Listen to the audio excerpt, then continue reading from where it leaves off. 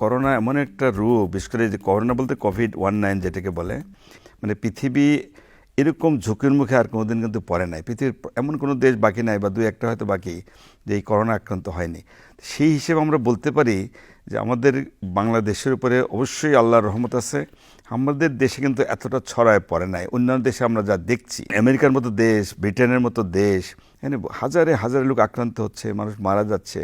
এখনও বলি যে আমরা অতটা ঝুঁকির মধ্যে নাই। তবে এই কথা সত্য যে বাংলাদেশ তো ঝুঁকির মধ্যে আছে, এটা সবাই বলছে, বিশ্ব স্বাস্থ্য সংস্থা তারাও বলছে আমরা ঝুঁকির মধ্যে অবশ্যই আছি। বিশেষ করে এটা তো শুরুতে আমাদের দেশে ছিল না, বিদেশ ফেরত কিন্তু অনেক লোক আমাদের দেশে চলে আসছেন। তারাই হয়তো অনেকেই ভাইরাসটা বহন করে এই দেশে নিয়ে আসছেন এবং তার ফলেই আমাদের মধ্যে এই ভাইরাসটা সংক্রমিত হয়ে গেছে। তারপরও বলো যে আগামী কিছুদিন, কয়েকটা দিন বা 7 দিন বা 10 দিন বলেন, কয়েকটা দিন আমাদের দেশে একটু ঝুঁকিপূর্ণ। যদি এই কয়টা দিন পার করতে পারি, কেউ যদি নতুন করে আক্রান্ত না হয় এবং বিদেশ থেকে আসা যদি বন্ধ হয়, তাহলে আমরা মনে করি, আমরা আশা করি যে আমরা দ্রুত এই করোনার সংক্রমণ থেকে আশা করি মুক্ত থাকতে পারবো, আমরা বাঁচতে পারবো। আইসোলেশন মানেটা হলো একজন আক্রান্ত ব্যক্তি অথবা তার মধ্যে লক্ষণ আছে, করোনা লক্ষণ যেগুলো জ্বর, সর্দি, কাশি, নাকে পানি আছে, এগুলো আর কি, তাকে আলাদা রাখা, হাসপাতালেও হতে পারে, ইভেন তার ঘরে যেখানে তাকে আলাদা করে, অর্থাৎ রুগীকে আলাদা করে রাখা, এটিকে বলে আইসোলেশন। আর কোয়ারেন্টাইন মানে এটা হলো ধরেন বাইরে থেকে কেউ আসছে কিন্তু উনি কিন্তু রুগী না, তার মধ্যে কোনো লক্ষণ নাই, উনি আক্রান্ত কোনো ব্যক্তি না, শুধুমাত্র আমরা জানি না তার মধ্যে হয়তো ভাইরাস সুপ্ত অবস্থায় থাকতে পারে অথবা উনি ক্যারিয়ার হতে পারেন, উনি কিন্তু ভালো মানুষ, এই মানুষটাকে আলাদা করে রাখা তাকে বলে কোয়ারেন্টাইন। এটা কিন্তু খুব বোঝা দরকার। অর্থাৎ সোজা কথায় আক্রান্ত ব্যক্তি বা যার লক্ষণ আছে তাকে আলাদা করে রাখা তাকে বলে আইসোলেশন।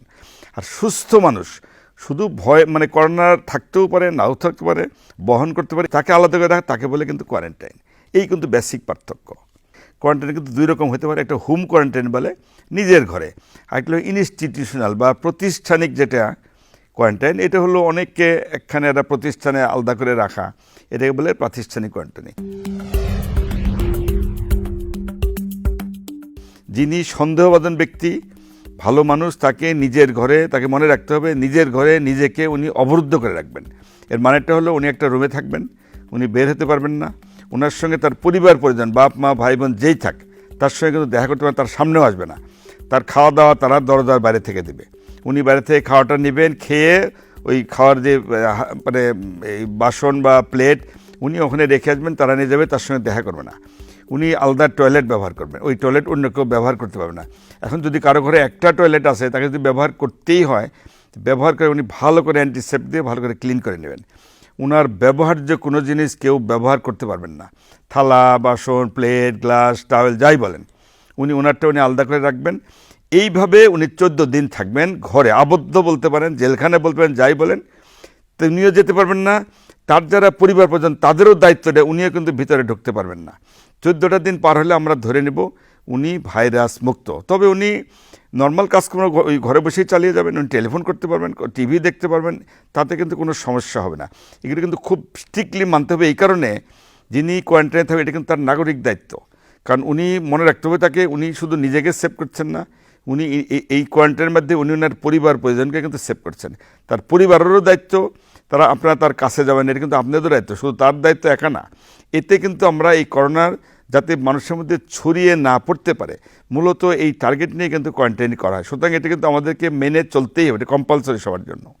সরকার কিন্তু ছুটি ঘোষণা করছে, এই ছুটিটা তো বিনোদনমূলক ছুটি না, এটা বেড়ানোর জন্য তো না, কিন্তু আনফর্চুনেটলি বা যে কোনো কারণে হোক মানুষ একবারে বিপুল সংখ্যক লোক কিন্তু গ্রামে চলে গেছে, মনে হয় এটা ছুটির উৎসব। ট্রেন, লজ বা যাই বলেন একেবারে ভিড়, বলা যায় না এই ভিড়ের মধ্যে কার থেকে কে আক্রান্ত বলা তো যাচ্ছে না। তাদেরও পর্যন্ত দায়িত্ব, তারা কিন্তু গ্রামে চলে গেছেন তো অলরেডি, যারা চলে গেছেন তো গেছেনই, আর কেউ যাবেন না। এবং যারা অলরেডি গ্রামে চলে গেছেন তাদের প্রতি আমার রিকোয়েস্ট, আপনারা কিন্তু কোয়ারেন্টাইন যেভাবে মানা হয় আপনারা কিন্তু ওইটা অবশ্যই মেনে চলবেন অন্তত 14টা দিন। আপনাদের মাধ্যমে আপনার পরিবার পরিজন বা গ্রামের অন্য জনের মাঝে যেন এই ভাইরাস ছড়াতে না পারে, এই ব্যাপারে কিন্তু যথেষ্ট আপনাদের সতর্কতা অবলম্বন করা জরুরি।